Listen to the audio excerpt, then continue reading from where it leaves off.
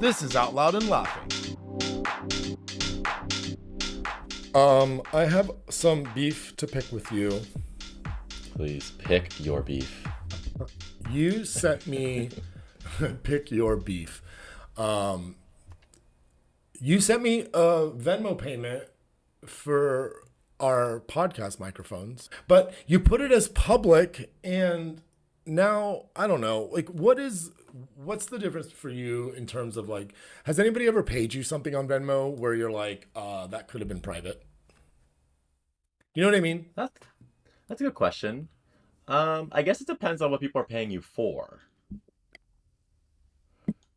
Okay. right? What do you have to hide? What do you have to hide? Yeah, no, I get that too. I mean, unless you're buying like drugs online from your friends, or which you could always just put a slice of pizza. I sometimes do that because it's just funny. But yeah, like I don't really care about a social feed in Venmo because like, what if you made a mistake? Like, have you ever like accidentally sent the wrong text or Yes. sent an email prematurely before you finished writing it? So.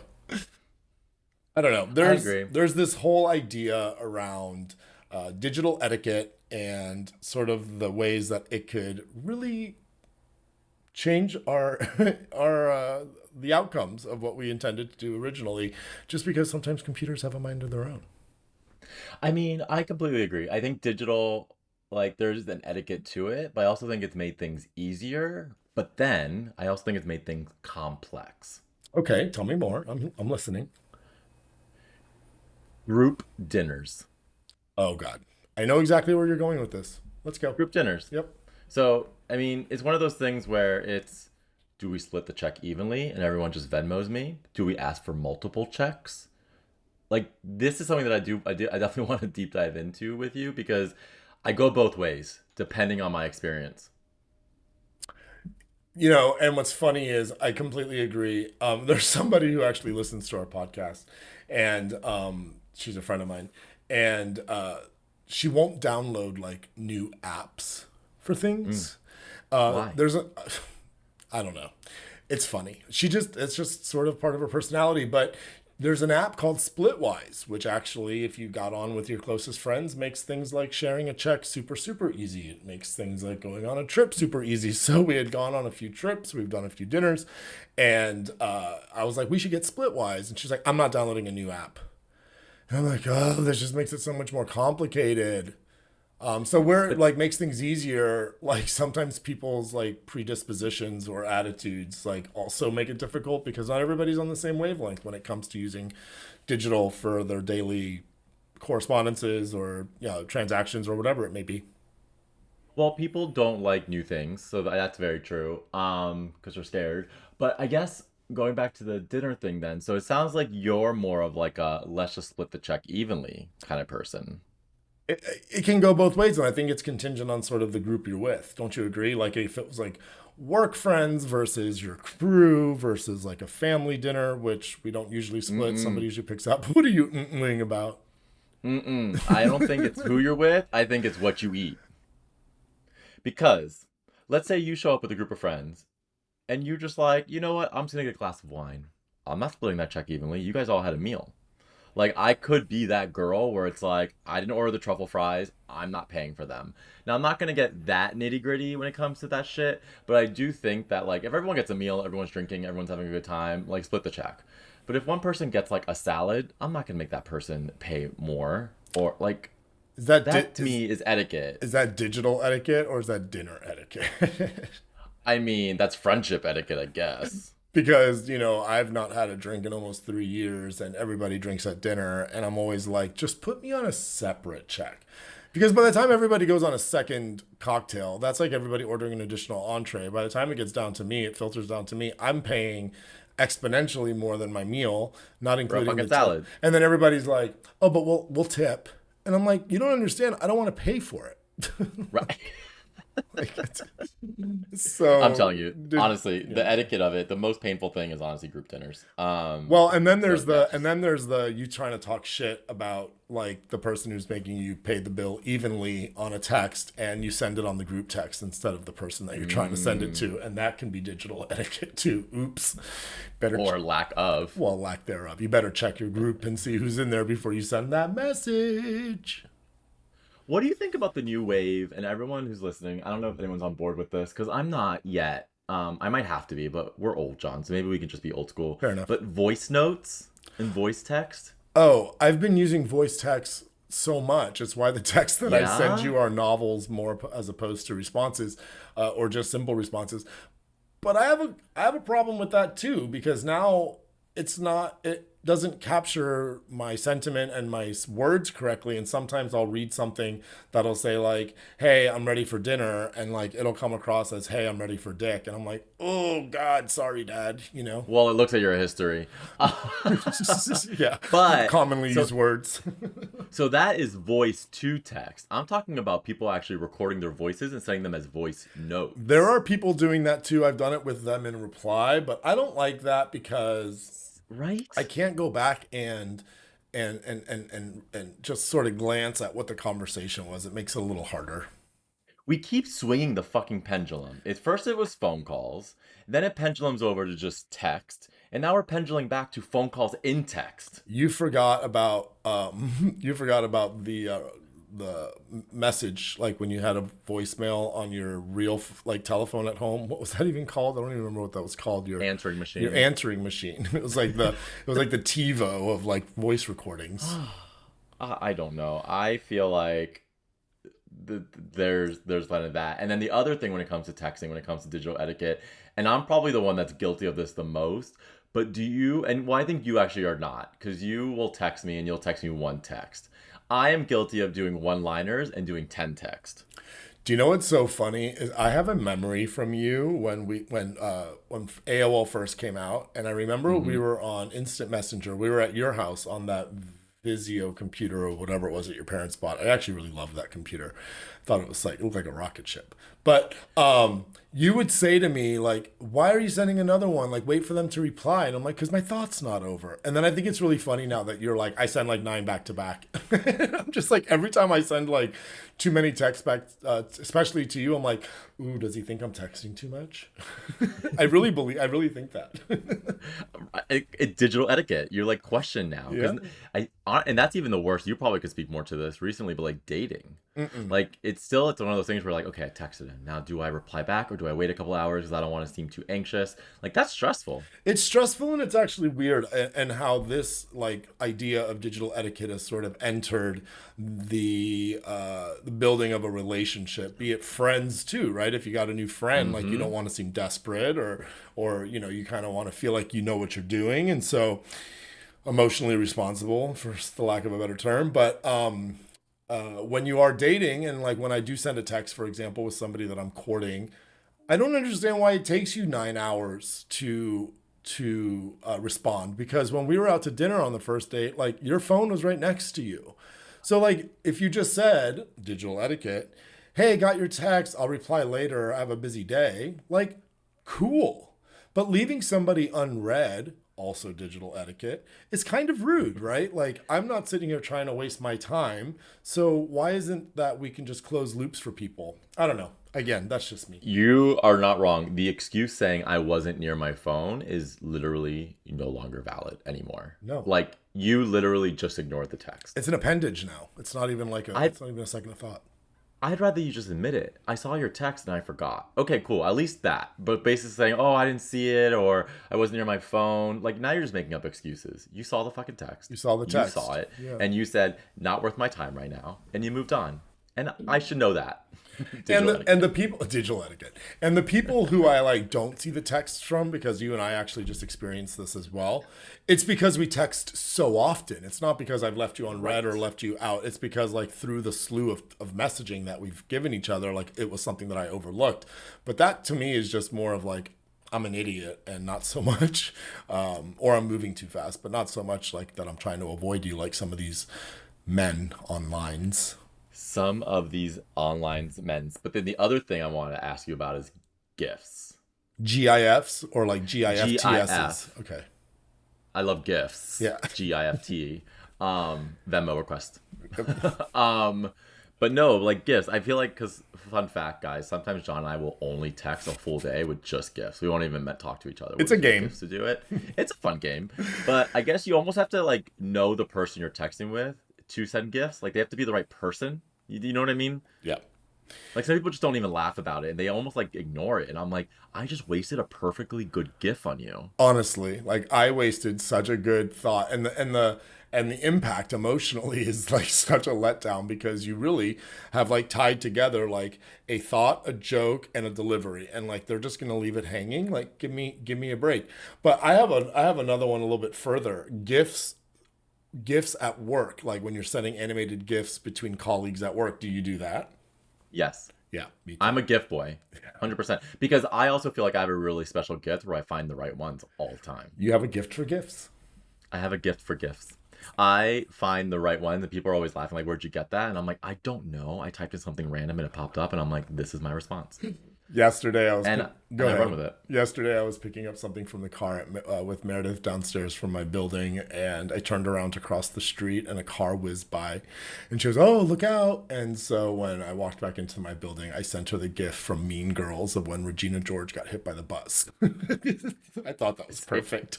It's right. And then also, And she laughed at it because she has good digital etiquette. Good, right. I was driving Ollie to school yesterday. Was going through a four-way stop. I might have just rolled through it because no one was there. Fine. And all of a sudden, a friend texts me. He goes, "Did I just see you in your car not stop at the four-way stop, like as a joke?" And I send him the Clueless where she says, "I totally paused." That's perfect. Perfect. And he laughed. I'm like, thank you. That, first of all, it's digital etiquette to send the right GIF. A. Like, if you're not good at it, don't do it. Secondly, if you're going to get one, respect it and laugh at it. Because that person put thought into it. I think in that story, sending the digital GIF was B. I think A was the courtesy that the man called you out and held you accountable for rolling through a stop sign. I think your response was perfect. Friends take care of friends. Friends, it takes a village, especially when it comes to digital etiquette.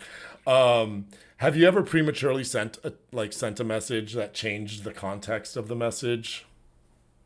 Is there anyone that you can think of? That one's probably a little harder to come up with off the cusp, but like change the context because you read it wrong and so you took it a different way and responded a different way, and all of a sudden the tone just completely changed. Kind of like, or you didn't notice that like autocorrect came in and like did its little like anti-magic and like negated the comment instead of like, you know, like verify or validating the comment.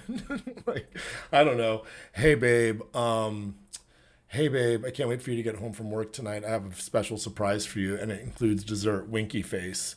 And she sends back, or he sends back, a message that says,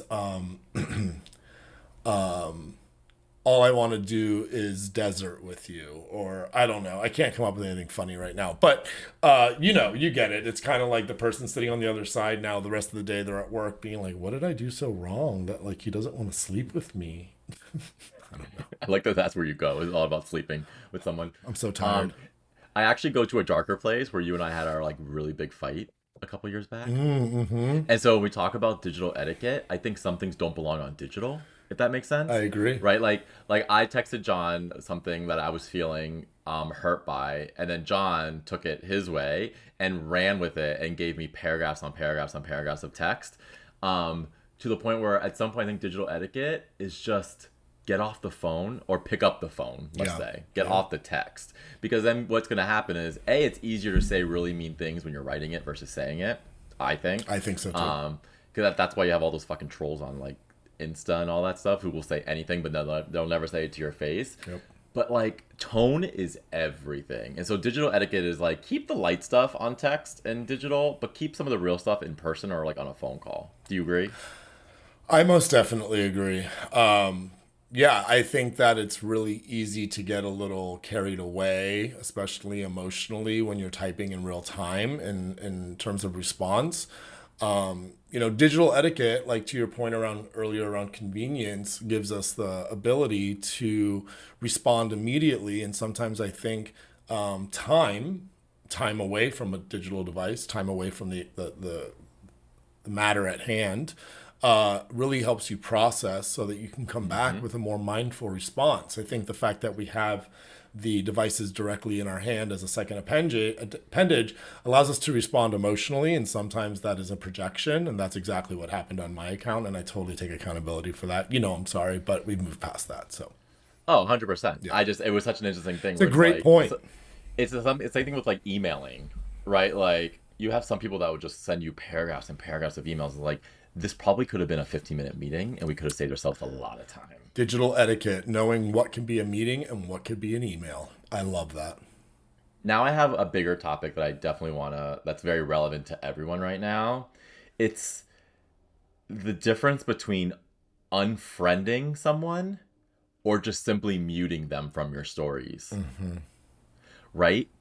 Because I feel like unfriending is basically telling the person, I no longer want you in my digital space, likely in my physical space either. Muting is saying, I don't want to make this a big thing, but I don't want to see you right now. You know what I'm saying? So I feel like, what's your take on that? I definitely believe that there's a difference. I mean, we didn't include blocking, which I think is another one. Ooh, true. Blocking. But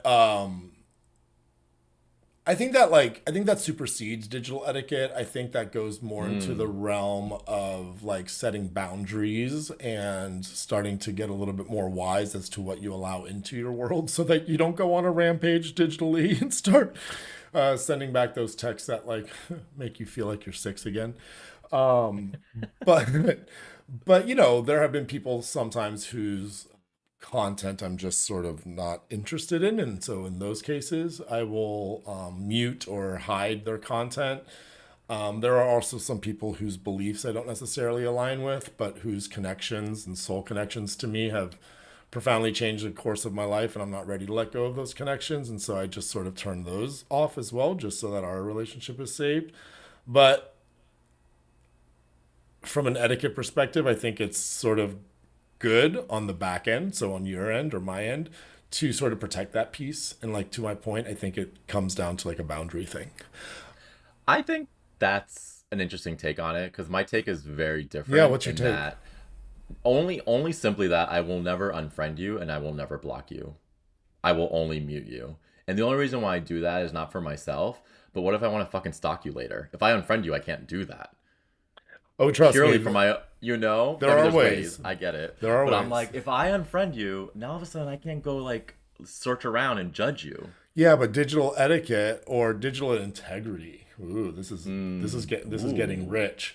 Digital integrity. Now, you've not had to block, sort of. I had to block people from like an entire chapter of my life, given the situation and Yes. the scenario. So I've been down that path.